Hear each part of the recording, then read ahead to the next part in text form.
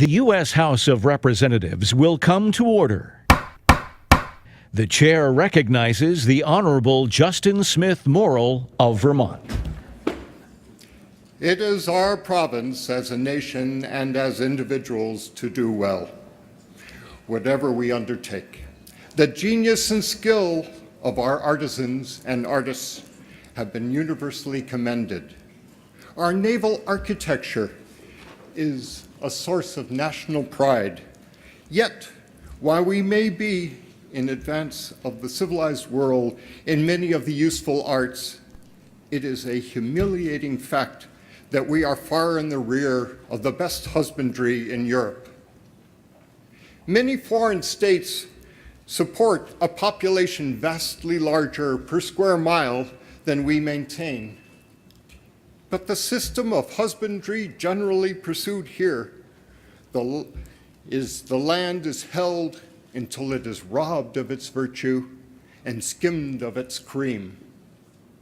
Our population is rapidly increasing and brings annually increased demands for bread and clothing. If we can bear to meet this demand while we have fresh soils to appropriate, we shall early reach the point of our decline and fall. The nation which tills the soil as to leave it worse than they found it is doomed to decay and degradation. We have schools to teach the art of manslaying and to make masters of the deep-throated engines of war. Shall we not have schools to teach men the way to feed, clothe, and enlighten the brotherhood of man? It is just on the part of statesmen and legislators, just on the part of the learned professions, that they should aid to elevate the class upon whom they lean for support, upon whom they depend for their audience. Concerted effort is necessary to educate and elevate a whole nation. That effort is being made abroad with governmental aid in the lead.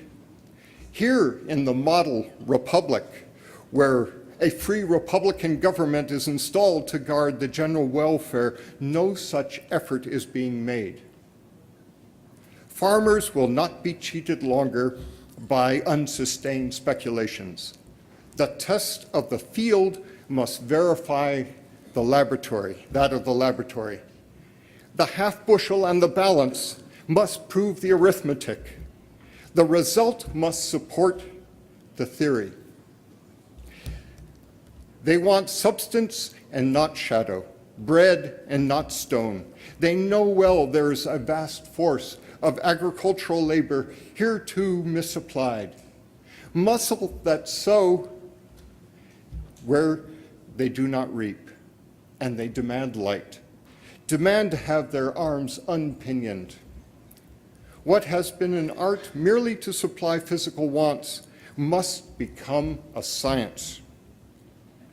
Let us have such colleges as may rightfully claim the authority of teachers to understand facts and to announce facts and fixed laws, to broadcast that knowledge which will prove useful in building up a great nation, great in its resources of wealth and power, but greatest in all the aggregate of its intelligence and virtue.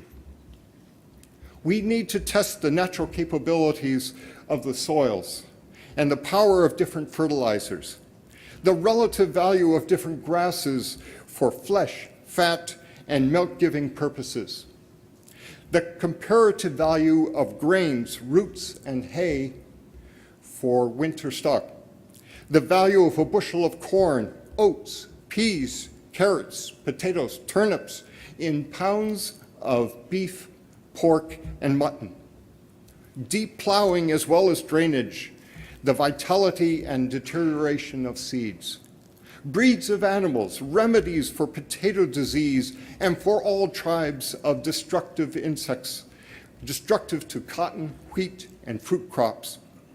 These and many more are questions of scientific interest, even beyond their economical importance in the research of agriculturists.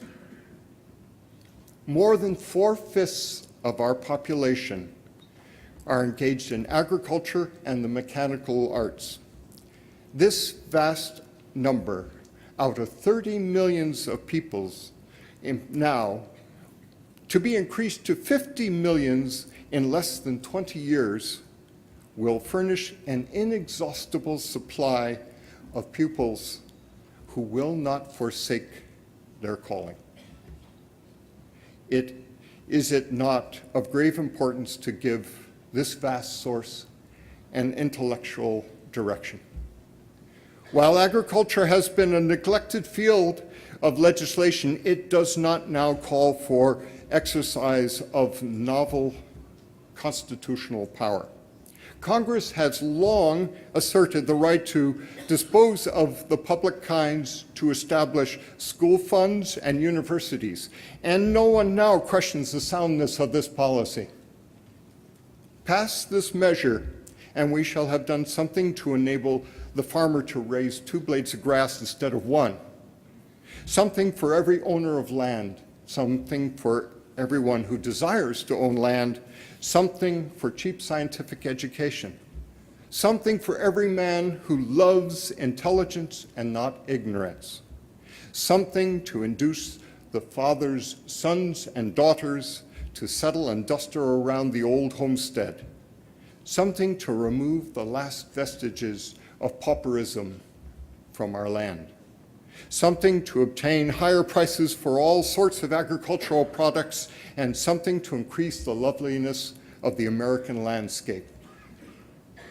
Many of our wisest statesmen have denounced our general land system as a prolific source of corruption. But what corruption can flow from the endowment of an agricultural college? Here is neither profligacy nor waste, but a measure of justice and beneficence. I ask, in all candor, what man is there in the whole length and breadth of this country who would not prefer, if he could have his choice, such an education as might be obtained at one of these colleges? The persuasive argument of precedence, of the example of our worthiest rivals in Europe, the rejuvenation of worn-out lands, the petitions of farmers everywhere yearning for a more excellent way, philanthropy supported by our highest interests, all these considerations impel us to do something for agriculture worthy of its national importance. I thank you.